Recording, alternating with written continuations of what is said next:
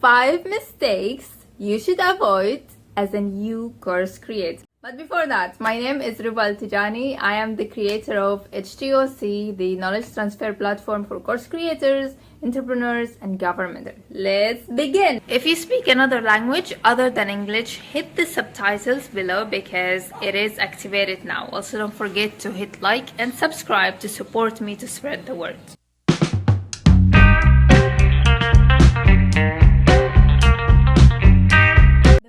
Mistake is paying before you are sure that this course could bring you money. If you want to launch your course, you need a platform. I see some people creating it in a paid platform. This is your first time to create a course ever. You're testing the waters. You're not sure if anyone is gonna be interested. You are not sure if this is gonna work for you. You're not sure if people are gonna buy. Why would you pay for your course platform?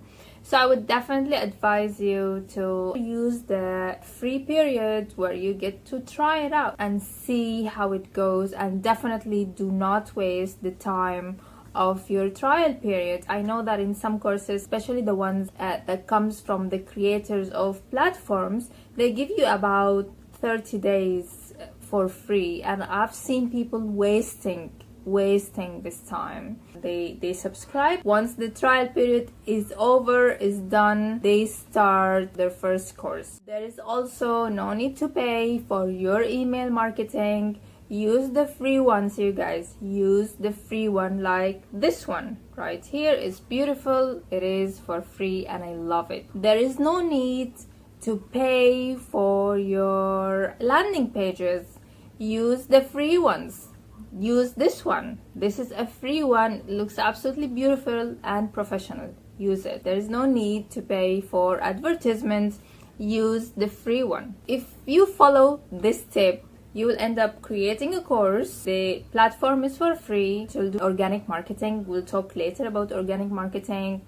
The emails are going to be for free and professional. Once you see that this is working for you, go ahead and upgrade to better service, to services that can host more people, and just look at more options. The second mistake is having no audience. You need to be sure that you have real audience who's interested in this problem that you're trying to provide a solution for, an audience who's looking for a solution, and here comes you with your solution, ta-da, and that's when they will buy.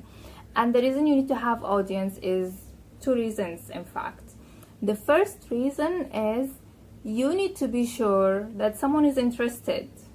So if no one is interested, let's say like I think that there's a great problem in a specific area, but nobody cares, or people who have this problem are not interested in finding a solution for it, or they don't want to pay for it. They feel like, okay, that's something I could live with.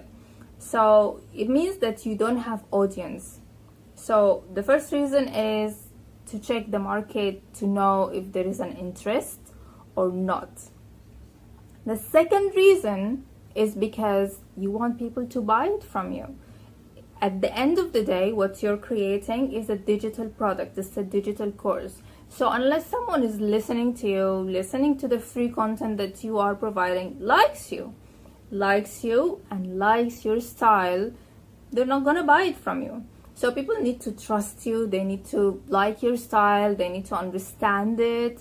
They need to kind of like have a taste of what you're offering. And if they don't, they're not gonna buy it from you. So that's why you definitely need to have some audience, even if it's a tiny audience. And on this particular topic of having tiny audience, I'm gonna leave you a comment at the end of this video for people who have tiny audience, really tiny audience. Will online courses work for them? You will see the answer at the end of this. Mistake number 3 is offering too early. So you need to build a relationship with the audience. You can't just have a post or two in your like favorite social media platform and then the next day you tell them, okay, you guys go and buy my course now. They're not gonna buy it. So you need to take some time to build this relationship, to build the trust. Do not offer too early, because then you're gonna be the weird friend who's no one is watching their content because he's like, come buy from me, and people are like, oh okay, so you're selling something, what now, what are you selling? So what you have to do is to provide value first, and that's the whole and sole idea of entrepreneurship, that you create value first and then you get paid.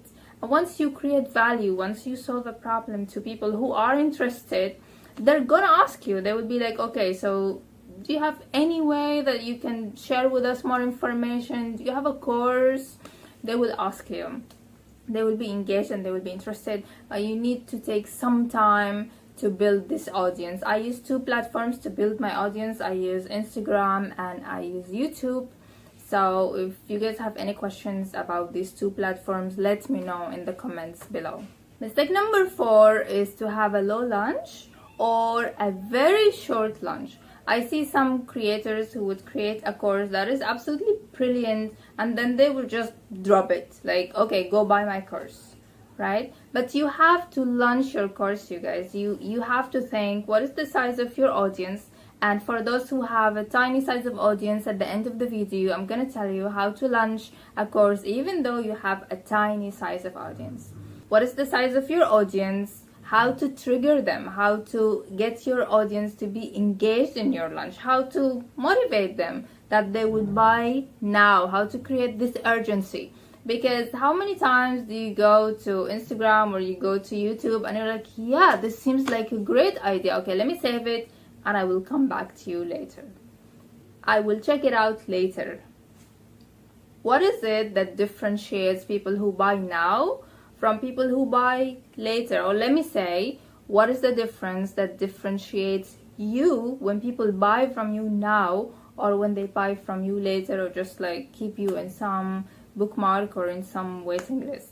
So you really have to think about that. How long are you taking for the launch, and how are you gonna create this urgency, this push, this motivation, this excitement that people are going to buy from you now? What support are you getting? Are you getting like some shout outs from other influencers, some other YouTubers perhaps, or people who are your target audience, who might have their own audience and be able to spread the word? What are the techniques that you are using? And you need everyone's support to do that. So again, think about your launching strategy. Think about how are you gonna launch, how long it will take you, what posts are you going to post, and what is the purpose of these posts, and how are you going to talk to your audience during the preparation for your launch. Also, the timing is sometimes important. If your course is within a geographical area, you might want to mind the dates of which you're going to launch your course. If it's something international, I usually prefer to launch towards the end of the year, because I feel like that's when people really think about their self-development. Who are we gonna be next year? What are we gonna improve for the next year? Who are we becoming? I feel like there is a lot of self-dialogue during the end of the year and then beginning of the year. People want to like be new people and they're excited and they're energetic about it. So that's when I usually launch. Until now, I have only one launch. If I will have more than one launch, then I'll probably select another time of the year. I'm not sure if the summer is such a great time because people want to travel and they want to have fun. Mistake number 5 is you don't need to have a million lead magnets. You don't need to have 5 or 6 or 4 lead magnets. And for those who are new to the concept of lead magnets is when you want to attract your audience, so you provide them free information in exchange of their email address, and then you're gonna start selling by email so that by the time you're launching, they're ready to buy from you. First, how does course creation work, and can you have it work for you even if you have a tiny audience? I'm gonna answer this question at the end of this video, so keep on watching. If you are an absolute beginner, you know that you can have a sustainable online income through course creation. You get to teach people something that you're really good at. This will work for you. But also, it works for people who are not really experts, people who feel absolutely normal, like most of us really. Would this work for you? And the answer is yes, it will work for you, because there is a way to extract the knowledge from you, to extract life experiences, problems that you have overcome, personality traits that other people are looking for. There is a way to extract from you the know-how of doing something, of being really good at something, even if you don't even realize that you're really good at it. Strategic coach talks about this concept of unique abilities. It could happen that you have some unique ability, some skill that you have no idea about, but people always come to you to ask you, oh, can you help me with that? Can you help me with this topic? Can you do this for us? That's probably your unique ability, even though it's effortless for you and you will just do it and it doesn't really cost you anything because it's just natural. Everybody has unique abilities, but you just don't know about. That's why course creation is for everyone, whether you are an expert or you are someone with a unique ability that you don't know about, or you are someone who's passed a certain life experience like divorce or anything really, anything in life that you know that people are looking for a solution to, that people want to learn it, people want to master it, like how to play with your kids using imagination, how to create something, how to make videos. Anything could be a course, but you have to create it, to market it, sell it or launch it, and then set it up so that it runs passively. These are the 4 steps that I teach in my HTOC. Back to the main question that I promised you to answer at the beginning of this video. If you have a tiny audience, can you launch your online course? And the answer is yes. But you need to ask yourself a few questions. Is this audience the right audience for you? Are these people interested in the content that you are sharing? Have they shown signs of I'm ready to buy? And if yes, then you can go ahead and launch. And there are few ways to understand if your audience is ready to buy from you. If you want to know more about it, because I detail this a little bit more in a file that I have created, and you are able to download it in the link that I will leave below for you. But just the general idea is, if you have a, let's say, few hundreds, 200s or even 300, and they know what you're talking about because you talk about it, right? So talk about it, try to have visibility, get the people to be clear on the topic. If you're on Instagram, have live. If you're on YouTube, then put yourself out there and just talk about it so that you make sure that this audience is interested. You can always use questions to ask your audience, what do you think about a certain topic, or would you be interested in a course in this specific topic, or any other really triggering question that will show you